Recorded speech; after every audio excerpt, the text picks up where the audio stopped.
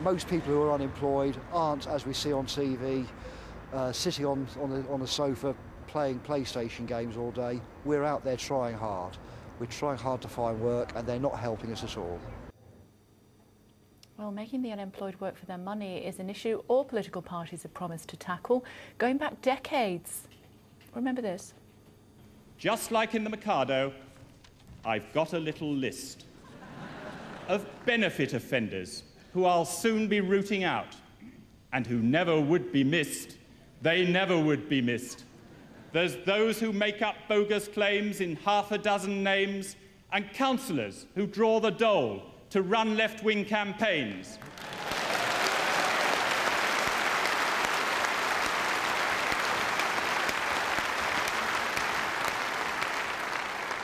They never would be missed. They never would be missed. There's young ladies who get pregnant just to jump the housing queue, and dads who won't support the kids of the ladies they have kissed.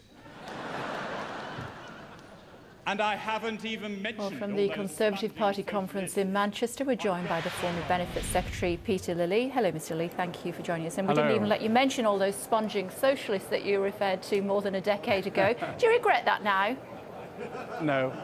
It was important to raise the issue at a time when people weren't thinking about it. And since then, it's been realised that actually the bulk of people do want a welfare system which focuses the money on those who really need it and doesn't give it to those who don't.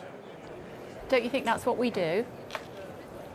Well, that's what the situation was before I began the reforms, which Ian Duncan-Smith is now continuing, trying to make sure that money gets to those who really need help, who we have a moral obligation and duty to help, which is the vast majority of claimants, and avoid it going to those who don't need help, could do without, or are falsely claiming.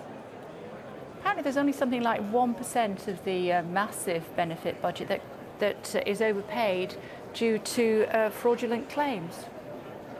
No, I introduced for the first time a method of measuring the level of false claims benefit by taking a sample of 1,000 claimants and investigating their situation in detail, and it varies from benefit to benefit, and hopefully it's come down. The whole purpose of it was to enable us to reduce the level of false claiming. It has come down, but it was as high as 10% or 15% on some benefits. It's come down, I hope, to a much lower figure than that. The overall budget, apparently, the latest figures that we've received from the DWP is that less than 1% of benefit budgets is overpaid due to fraudulent claims. Is that not correct? Well, that may be correct now. I'm telling you about the situation when I was there when I introduced a system. The whole purpose of focusing on benefit was, on fraud, on the element of fraud, was to bring it down. And if they've brought it down to that level, that's tremendous news. So you're happy with what you've managed to achieve? Well, what I managed to achieve terminated in 1997, but yes, I believe it was right. I meant as a party, really, sir, as opposed to just you. I meant as a party, really. Are you content with the way the pension, the benefits are paid out now? Because we heard from that gentleman a little bit earlier on before we spoke to you. He's been looking for work every day for 6 months. He can't find it. He says he's not a sponger. He doesn't sit at home playing video games. And there are many, many hundreds of thousands of other people who presumably are in a similar position to him. But you're still content that your party has done everything that it possibly can to help people like him?